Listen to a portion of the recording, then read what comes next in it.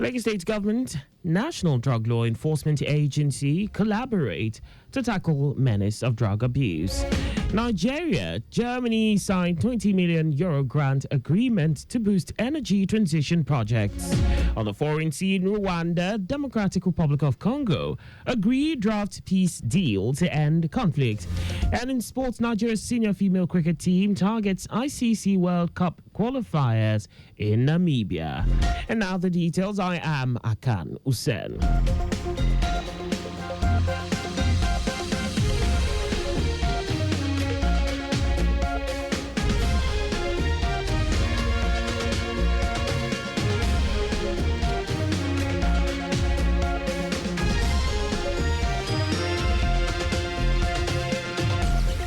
Stakeholders have advocated the use of non-discriminatory approaches, robust collaboration, and heightened awareness on the dangers and impacts of drug abuse to combat the menace. This call was made during a sensitization/advocacy campaign against drug abuse organized by the Office of the First Lady of Lagos State in partnership with the Lagos State University, LASU, and the Lagos State Command of the National Drug Law Enforcement Agency, NDLEA, with the theme, "The Evidence is Clear, Invest in Prevention." Wife of the Lagos State Governor, Ibijoke Sanwo-Olu, explained that all stakeholders must take up active roles against the menace of drug abuse in Lagos and Nigeria at large. So we cannot continue watching this, destroying our children, destroying our youth. We cannot allow people to be bringing drugs into our country for our people to consume. We cannot allow people to be growing different types of substances that will destroy the future of our children. It is not acceptable. We will not take it. We believe that life is more important. Quality life. We believe that when we put our voices together and say no to drug abuse, no to substance abuse, we will win this fight. In her goodwill message, wife of the Deputy Governor, Oluremi Hamzat, said the event was to encourage youths to guide them against peer pressure on drug abuse and to see beyond the challenges as they prepare themselves for a brighter future, because they are the light of the nation. Vice-Chancellor of Lagos State University, LASU, Ibiyemi Olatunji Bello, highlighted the devastating consequences of substance abuse on academic performance, mental health, and societal peace, emphasizing the university's commitment to being at the forefront of the war against drug abuse. Reiterating the university's proactive measures, she announced LASU's continued investment in peer support systems, student clubs, and counseling services that promote healthy lifestyles and discourage risky behaviors. At LASU, our goal is to build a drug-free academic environment, one that nurtures excellence, discipline, creativity, and purpose. We believe that a university is not only a center for learning, but also a community for shaping responsible, value-driven citizens. As such, we will continue to invest in programs, clubs, peer support systems, and counseling structures that reinforce positive behavior and discourage drug abuse in all its forms. In his remarks, NDLEA Lagos State Commander Abubakar Wali reinforced the urgency of sustained community action and pledged the NDLEA's continued collaboration with educational institutions, international partners like the United Nations, and youth advocacy groups to combat drug proliferation on campuses. The event, which was in commemoration of the 2025 International Day Against Drug Abuse and Illicit Trafficking, featured drama presentations, experts advocacy, decoration of advocacy groups, and had in attendance a body of permanent secretaries, officials of the Ministry of Youth and Social Development, military and paramilitary, students, academia, members of CALSO, among others.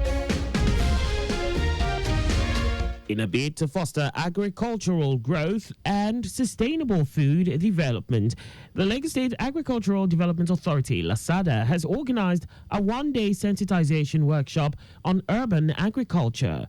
In a keynote address, Commissioner for Agriculture and Food Systems, Abisola Olusoya, who was represented by Rashid Macaulay, said the one-day sensitization workshop represents a collaborative step towards re-emerging the sustainability of population and climate changes in the state. She stated that urban agriculture is a vital component of the global dialogue on sustainable food systems in a mega city such as Lagos State. The Lagos State government, through the Ministry of Agriculture and Food System and its agencies, is fully committed to this vision. We are creating enabling policy, strengthening extension services, supporting innovation, and building partnership with local council to scale up urban farming across the states.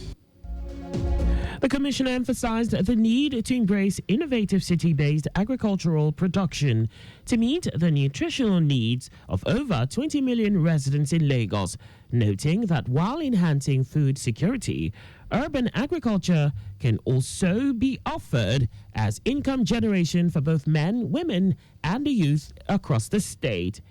In a goodwill message, Permanent Secretary, Ministry of Agriculture and Food System, Fatai Audu, who was represented by Muibat Oshunkoya, said the event marks another significant step in the Lagos State's commitment to sustainable development and food security, explaining that urban farming is not just an option, but a necessity. He stated that urban farming reduces the distance between food production and consumption, promoting a practical means for addressing food insecurity in the state. Presence here today is vital. Access of agricultural and environmental services, you are change agents in your respective domains. Your leadership will determine how quickly and effectively urban farming takes root at the grassroots level. I urge you to take the insights from this workshop seriously.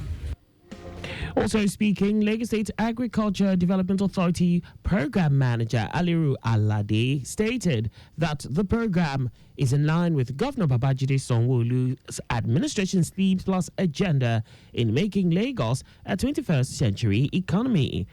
Alade urged every stakeholder to create more awareness in their various local government and council areas and contribute to food security and agricultural development of the state. The 36 state governors in Nigeria have agreed to dismantle illegal roadblocks and multiple taxes across the country. They made the resolution in Abuja at a meeting of the Nigeria Governors Forum (NGF).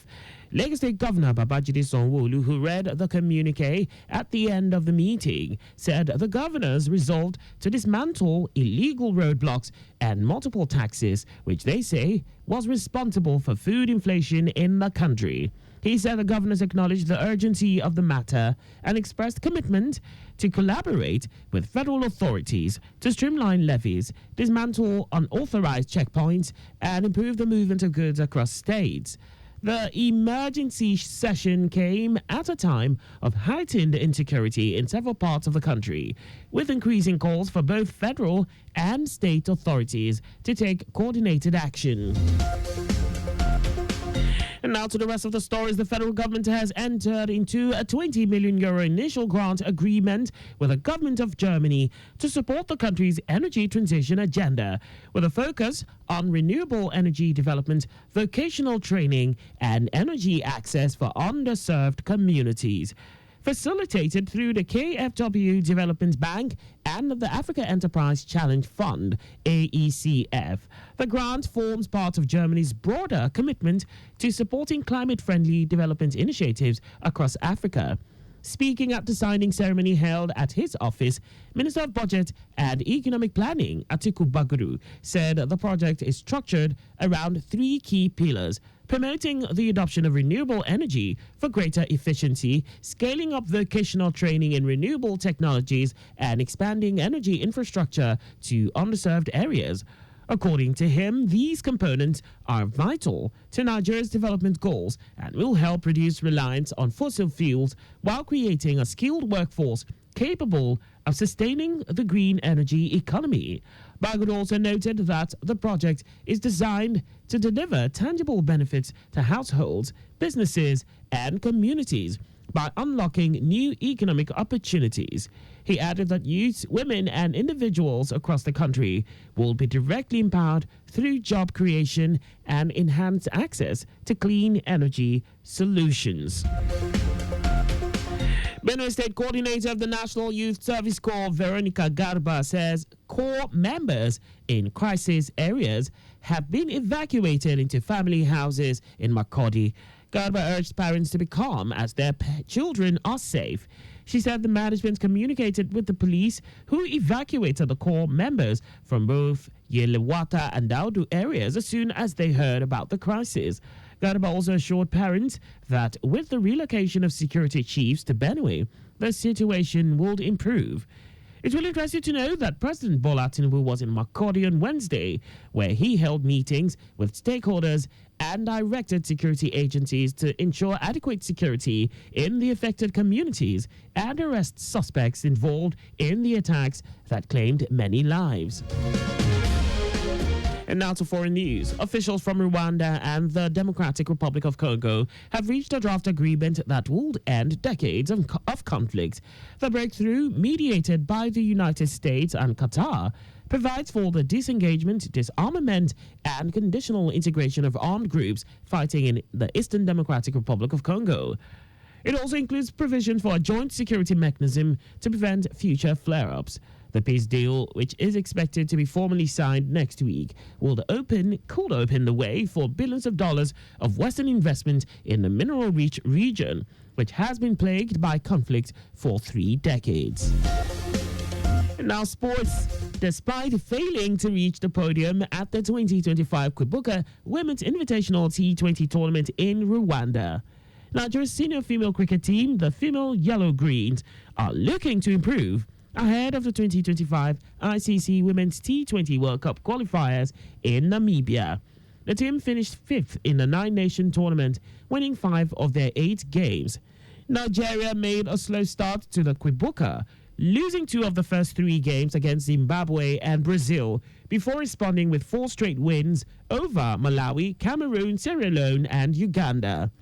Being their first outing in 2025, head coach of the team, Leke Oyede, remains confident that the tournament was an ultimate preparatory test ahead of the ICC Women's World Cup Africa Division 1 qualifier set for August in Namibia. The 2025 ICC Women's T20 World Cup Africa qualifier, built for August 31 to September 6 in Namibia, is the qualification path to the 2026 Women's T20 World Cup, which will be held in England and Wales between June and July next year. And that's all for the news at 4. Always obey road signs and traffic lights. You can follow us and like all our various social media platforms on X at Traffic Radio 961, Facebook Lagos Traffic Radio 96.1 FM, Instagram Lagos Traffic Radio 961. On YouTube, subscribe and watch us live on our channel Traffic Radio 961. Visit our website on www.trafficradio961.ng. You can also listen to Lagos Traffic Radio 96.1 FM on My Lagos app for timely updates. Did you know that under the Sanwo-Olu administration, 51,514 graduates applied for the graduate internship program designed to expose interns to hands-on work experience? You can get more details on the Lagos State Government website. To end the news, here are the highlights of the major stories. Stakeholders have advocated the use of non-discriminatory approaches, robust collaboration, and heightened awareness on the dangers and impacts of drug abuse to combat the menace. The call was made during a sensitization and advocacy campaign against drug abuse organized by the Office of the First Lady in partnership with the Lagos State University, LASU, and the Lagos State Command of the National Drug Law Enforcement Agency, NDLEA, with the theme, "The evidence is clear, invest in prevention." The federal government has entered into a 20 million euro initial grant agreement with the government of Germany to support the country's energy transition agenda, with a focus on renewable energy development, vocational training, and energy access for underserved communities. And in sports, despite failing to reach the podium at the 2025 Kwibuka Women's Invitational T20 tournament in Rwanda, Nigeria's senior female cricket team, the Female Yellow Greens, are looking to improve ahead of the 2025 ICC Women's T20 World Cup qualifiers in Namibia. For contact with the newsroom, please send a message to info@trafficradio961.ng. And that ends the news broadcast compiled by Abiola Fagbolagun. I am Akan Usen. Thanks for listening and please stay safe. Good afternoon.